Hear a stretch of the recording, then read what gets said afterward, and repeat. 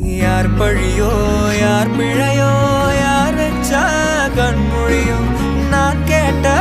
கேள்விக்கு நீ மட்டும் தான் விடையோ என்னாகும் என் விதியோ